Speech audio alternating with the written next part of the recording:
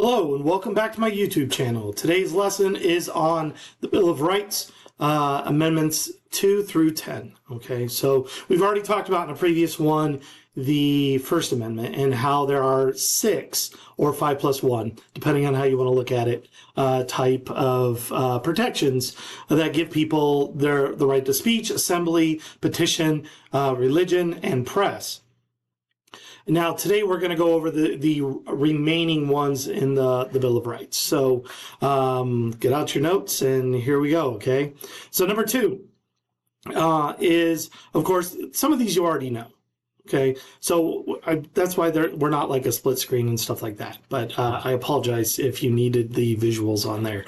I'll try to stop and spell it out if I can. So number 2 regards the militia. And the reason why I say that is that we know the amendment and we think we know it, and we usually say it's the right to bear arms. And you're not wrong. However, there's more to that sentence than just that. It says a well-regulated militia being necessary for the security of a free state, the right to keep and bear arms shall not be infringed upon. So it really has to do a lot more, and that's why there's so much ambiguity about what it actually means. What does regulated mean? What does militia mean? So we know we can keep and bear arms, but in what capacity? And that's the loophole, or that's the opening of why it's not clear-cut and why it's not already been decided. And every court re-examines what can and can't be done for regulation purposes for when it comes to firearms. Okay, so that's what it is. It's the right to bear arms, but it really has more to do, and it really has more to it than just that. And the opening is a well-regulated militia being necessary for the security of a free state. So what does that mean? That's what the courts continue to look at over the generations since the document's been written. The Third Amendment. Now, this amendment, out of all the 10 amendments, the Third Amendment is probably the one that's least like in your face or the least applicable to today, because we really haven't seen it. It really hasn't come into play. It's a callback from the American Revolution, where we were afraid that the army was going to be housed among us and we were going to have martial law. So we built in protections as the Third Amendment about quartering of troops. So the Third Amendment talks about that there cannot be any quartering of troops in people's homes during peacetime. In wartime, anything can go, but in peacetime, you're not allowed to have quartering of troops in people's homes. Like I said, it's there. Yes, it's a good thing. No, it doesn't really apply. And if it's wartime, that's when it would happen anyways. More than likely, we have barracks everywhere. We have army bases everywhere, or military bases. So it's not like this is a thing that is possibly going to happen, but in wartime, we would, of course, expect certain things to happen to protect against invasion or whatnot. So it's there. No quartering of troops in people's homes. Okay. The Fourth Amendment. Now, the Fourth Amendment to the Eighth Amendment are all things that we call the rights of the accused. So while 1, 2, and 3 were like separate subjects, 4 through 8 have the same kind of theme to them, and that's if you are accused of a crime, what are your rights? What can the government do or cannot do? How can the government treat you? And that's the 4th through the 8th Amendments. So the Fourth Amendment talks about unreasonable searches and seizures. Government cannot do unreasonable searches and seizures of your person or your property. They have to have a legitimate reason. We tend to call that the idea of probable cause, where a police officer who is our local enforcement official for a law gets to determine whether or not they can reasonably search or seize property or search your person. And that is due to probable cause. They have to have a probable reason that you might have something on you, or might have something in your car, or might have something in your house in order to conduct a search. Now that standard is different in schools. Schools just need reasonable suspicion, while the government needs probable cause. Reasonable suspicion essentially means that we have to have an idea, or we have to think that you might have something on you. We don't have to have evidence, or the standard of proof is not as high. Reasonable suspicion means someone told us you had something, that's good enough. We can go look. Or we have a sensor went off, so therefore we can search the people in the bathrooms. Okay, our standard proof is different. The government standard is probable cause, which usually manifests itself in the idea of a search warrant. Now, as opposed to when the Constitution was written and it was banning, or back in the Revolutionary days, they allowed what was called writs of assistance, which were blank search warrants that just said, yes, you can go look and you can see if there's anything that they're doing wrong. A search warrant has to state where you're searching and what kind of things you're looking for. It has to be specific. That doesn't mean that law enforcement officials who stumble across other things that are legal can't seize that, but the initial search has to be for a particular reason. And then after that, it can evolve. But that's the only way to do that. So search warrants for properties, probable cause for in the moment searches, but they have to have legitimate reason to do some kind of search or seizure. It can't be unreasonable.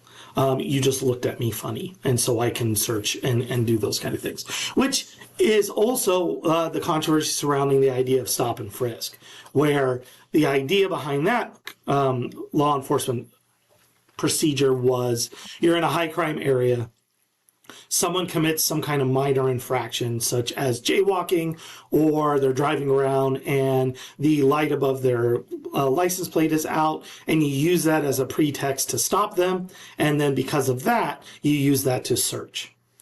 It was originally a case study in Kansas City, which then spread to other areas, and so that's where that comes from. Okay. So no general searches are allowed. They have to have probable cause. The Fifth Amendment. Okay, you're going to hate me. The Fifth Amendment, like the First Amendment, is a catch-all amendment. The great thing about the Fifth Amendment is that the things in the Fifth Amendment essentially are 5 things. Well, 4 things that relate to the rights of the accused, and a 5th thing, which is sort of relating, but it's sort of a tangent as well. Well, welcome to dual government, right? So the 4 protections that are found, there's 5 things in the Fifth Amendment, okay? We're going to do the 4 protections first, and then the 5th one that gets added on. First one, a grand jury to decide evidence. Now, you don't get a grand jury for minor offenses, but when the offense you committed can lead to life imprisonment, which can lead to the death penalty, which can lead to a long prison sentence, you have the right for a grand jury. Now, here's the catch on that, right? You don't actually get to request a grand jury if you get convicted or charged with a crime, because that's already happened. When a district attorney, when a county prosecutor, when they want to do a major crime, a major felony case, they'll convene a grand jury. Now, a grand jury is usually held, you can be called as jury duty for a grand jury. The difference in a grand jury is the following. Okay, usually if you get called to serve on a grand jury, you're going to hear multiple cases to determine if the prosecutor should proceed with the case. Because of that, grand jury proceedings are held in secret, and only the prosecutor presents their evidence. The reason why is if they don't have enough, they're not going to charge someone with a crime, and they don't want that information to get out so that that person, 1, gets tipped off, or 2, gets convicted or convicted in the court of public opinion that they might have done something. Okay. So a grand jury, what happens is they call the grand jury together. The prosecutor brings forth their evidence. Now, it can be witness testimony, it can be objects and evidence, and it says, okay, this is what we're going to charge. We'd like to charge this person with. Should we proceed? And then the grand jury determines, yes, issue the indictment, which is a formal charge. Okay, so then the grand jury says issue an indictment, and then that person gets charged with the crime, and then the court moves on to the actual trial judge or the trial of that person. Well, the grand jury then, once that happens, moves on to the next set of evidence. So they'll usually hold them together. They might not be full days. A grand jury tends to be paneled for multiple days. It could be a week, could be a month. It all depends on what the caseload is of why they needed to convene grand juries. But you do have a right to a grand jury to determine evidence. And so that's sort of built into the system. The second one involves, there was a movie a long time ago, so it's an oldie. But there's also a game show that's called Jeopardy! Well, this is called Double Jeopardy! Okay, so in the United States, or in our Bill of Rights, it says you cannot have double jeopardy. Now, what does that mean? It means government cannot continue to hassle you over and over again for the same crime. They can only charge you with it once, have a trial once, and then determine your guilt or innocence once. If they fail, then they can't bring those charges up for that instance again, because that's called double jeopardy. It ensures that the government waits to make sure they have enough evidence to put forth a case, and not just, well, we're just going to keep trying you until we get a jury that we like, or until maybe we get additional evidence, and essentially hound you for years for multiple trials to try to exhaust you from paying lawyer fees and things of that nature. So no double jeopardy means that they get one shot at it. Now, like with everything, there's loopholes. Okay, so double jeopardy loophole is we don't have to charge you with everything all at one go. Let's say you committed multiple robberies. Well, we could hold one back. We're going to charge you with 3 robberies. And then we could hold one back. We could, not necessarily. But it could also be like we can charge you with the deaths of 7 people, even though we suspect you committed 10 murders, if you were a serial killer or Dexter or something like that. And in case that more evidence come out, we'll take our 3 weakest ones and we'll hold them out. Because if new evidence arises, then we could still do that. Or if you violated a federal law and a state law with the same offense, we might only try you in one of the levels, holding back the other things. It's sort of what happened with OJ. OJ was tried criminally for the death of the 2 people, Nicole Brown and Ron Goldman. Pretty sure that was it. Yeah.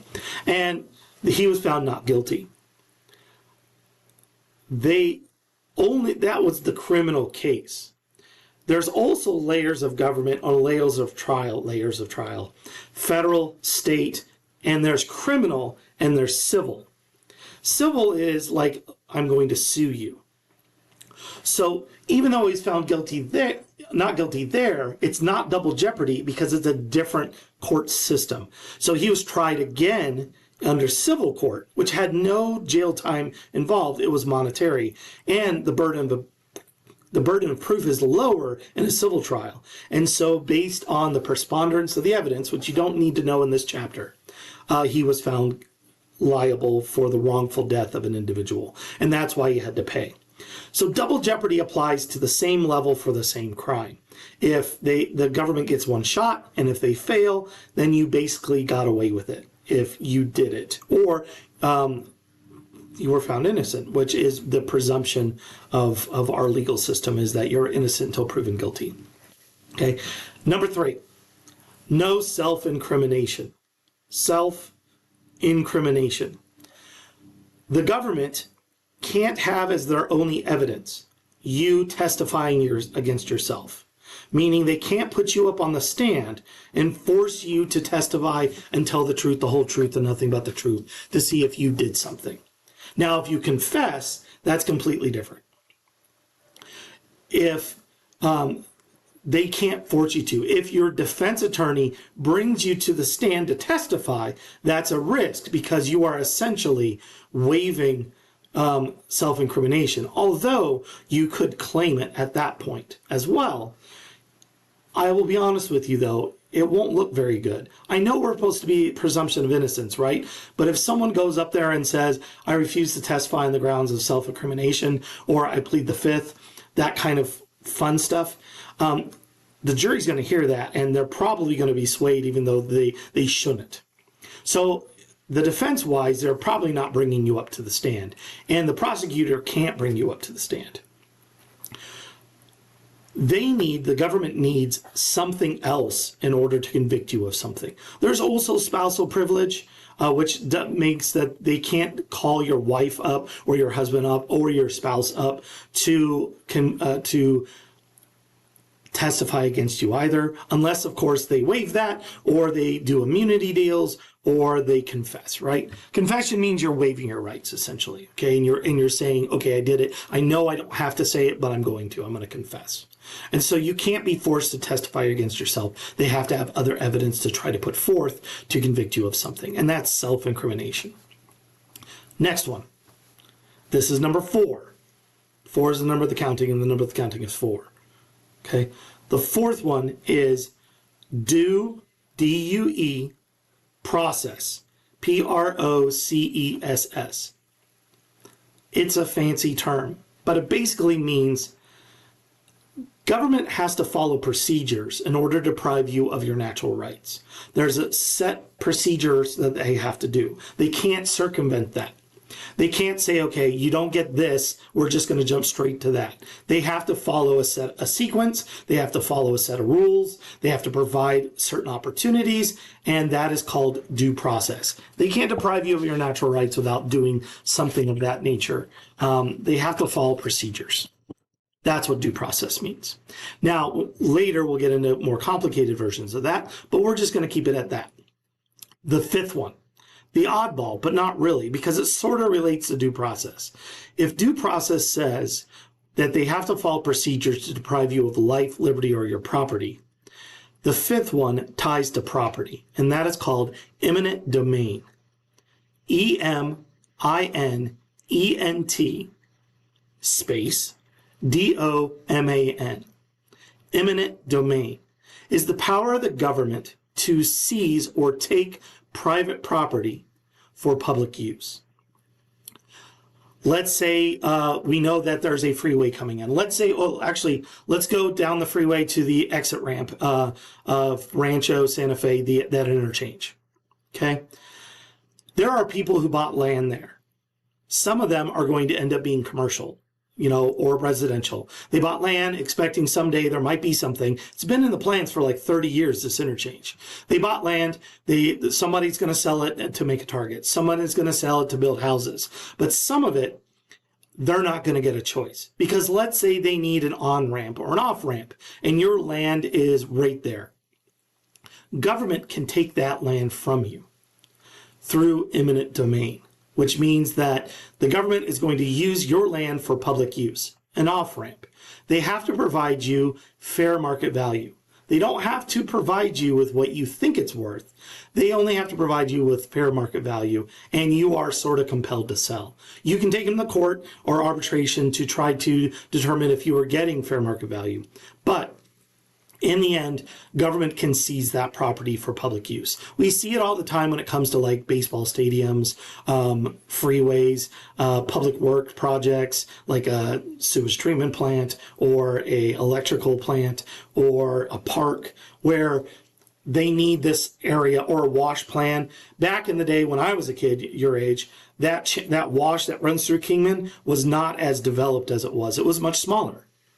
Well, once you got to Willow and that area, Willow and Gordon all the way through Northern and even past that, those streets like Roosevelt, Pinell, Benton, Arizona, the wash ran through those areas, but it was much smaller.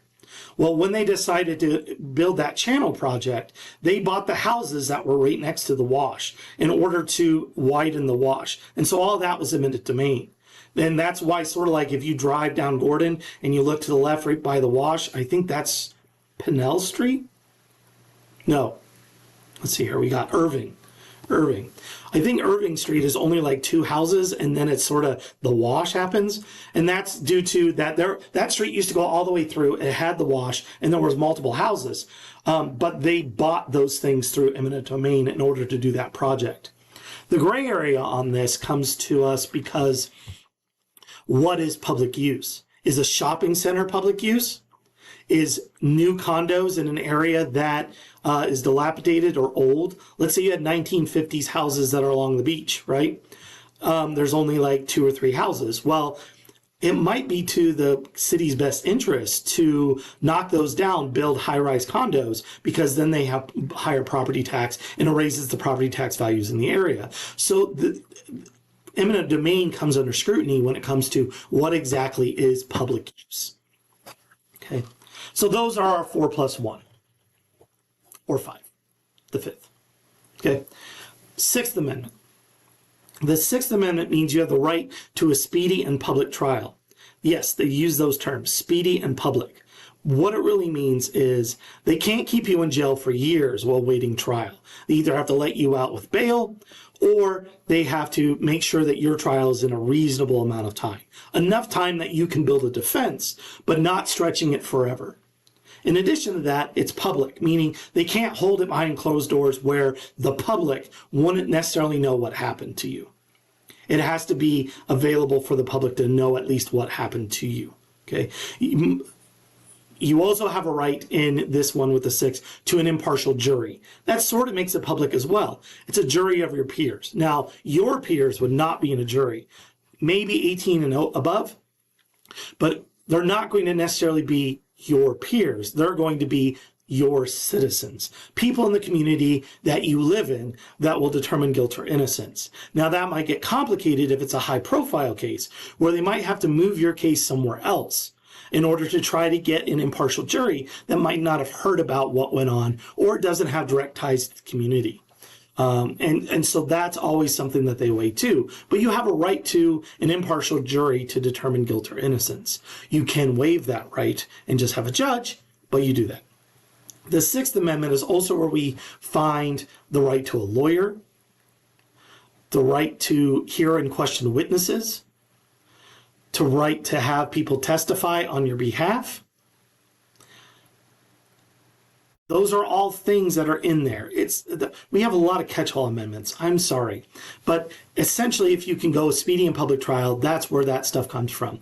It seems common sense to us, right? We need a lawyer. We don't know the law.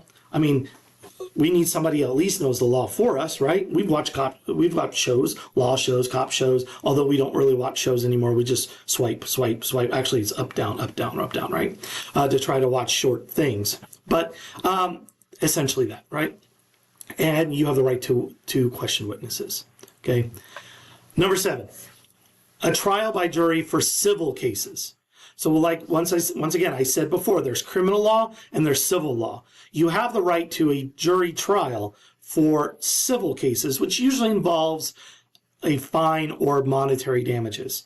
Now, the burden of proof is different, but you have the right to request a trial by jury with that, as long as the dollar value is, believe it or not, over $20, which was a lot of money back then, and no one's really doing it for 20. I'm sure they've adjusted that for inflation in a way through implied or elastic powers there, but that's what it is at.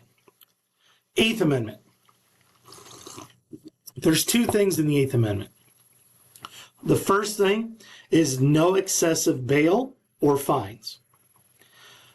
The idea of our legal system is that you are guilty. You are innocent until proven guilty. Because of that, we don't want to keep you in jail or until your trial. We don't want to do an undue burden. Now, if you're a flight risk or something of that nature, or the crimes you did, or you could be an endangerment to the community or to yourself, then they might keep you in jail and deny you this. But realistically, what they do is they provide bail. And that's a promise that if you put up this money, then show up to trial, then we'll return the money. Now, a lot of people don't have that money. So that's where bail bondsmen come in that says, okay, the bail bondsman will put forth that money, $50,000, right? You'll have to put a retainer, $5,000, let's say. And if you show up, then the bail bondsman didn't have to pay 50 grand. But they'll keep the $5,000 for their service. If you don't show up, the bail bondsman's on the hook for $50,000. And that's where you get like bounty hunting and stuff like that, Boba Fett, Django, that kind of stuff. But essentially, that's the idea behind bail bondsmen, is that they're putting up the money to ensure that you come back for trial, so you don't have to liquidate, or you might not have the amount of money necessary for bail. But that bail cannot be unreasonable or excessive. If you were going to face 30 days in jail for speeding, they can't say, okay, you're a part-time high school student who works a part-time job, $1 million. Okay, that's excessive for the amount of the crime. But it's not excessive for like someone, for Diddy, right? Diddy's got $1 million. He might need more than that, right? But you got to weigh, is he a flight risk? Is any of those kind of things are things you weigh when you set that. Now, the second part of the Eighth Amendment is no cruel and unusual punishment. I'll pause for dramatic effect. Well, I guess maybe that's cruel and unusual punishment. I don't know. So cruel and unusual punishment means that the government can't punish you in a cruel manner. Jails can't just be, okay, you're out in the elements, baking in the sun. There has to be a minimum standard. They also can't punish you with practices that are found inhumane. Back in colonial days, we had more of those kind of options. We had spicketing. Well, let's lower your foot on a nail and spin you around. There were pillory boxes where they'd lock you in the town square and people could throw things at you. Or there was lots of other things. We'll not get into that. But that's the Eighth Amendment is where the debates about the death penalty come in, and whether or not that is cruel and unusual. We see a proliferation, well, not a proliferation, we see a return to some states, and it's been in the news, of going back to restarting death penalty procedures on a federal level. And so that's where those cases come from.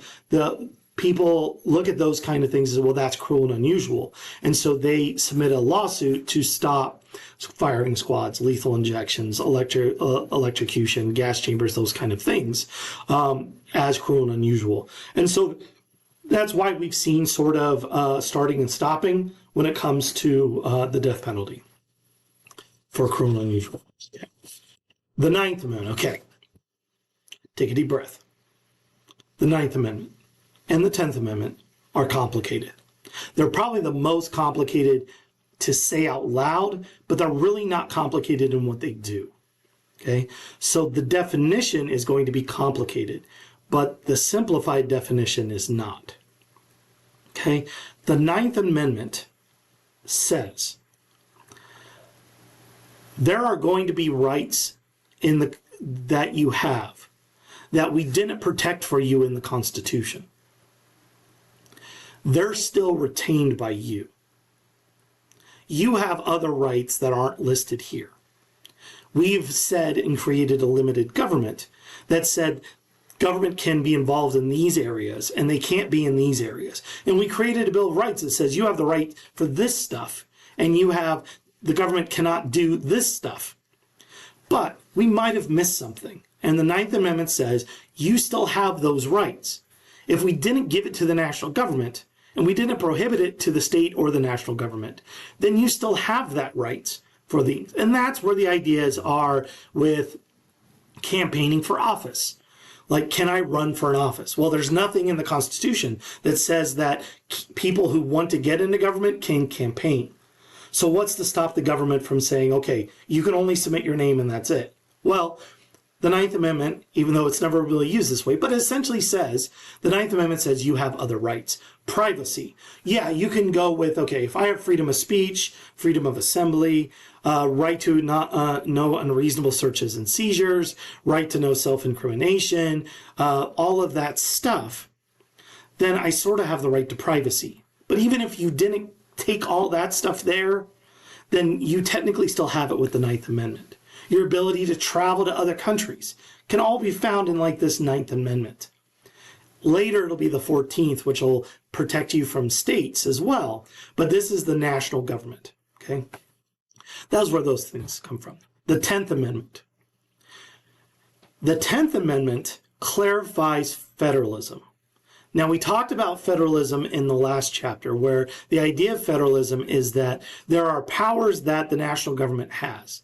There are powers that the state has, state governments have, and in this case, little s states. There are powers that they share.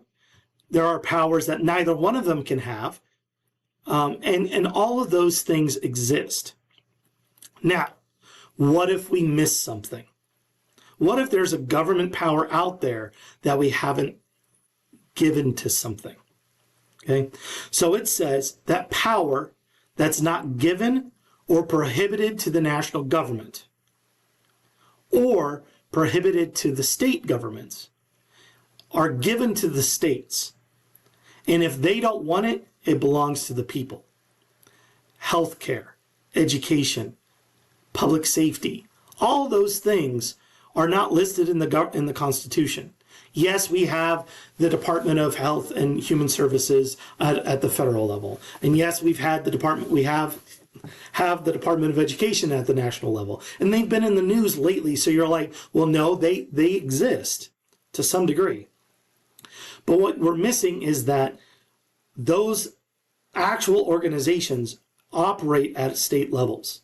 The reason why there's differences in education and the reason why some states are better in education or worse in education is that states run education. The national government can fund things through grants or through programs and compel people to adopt certain things or stop people from doing certain things or promote things by here's a block grant of money, and that's for education or healthcare.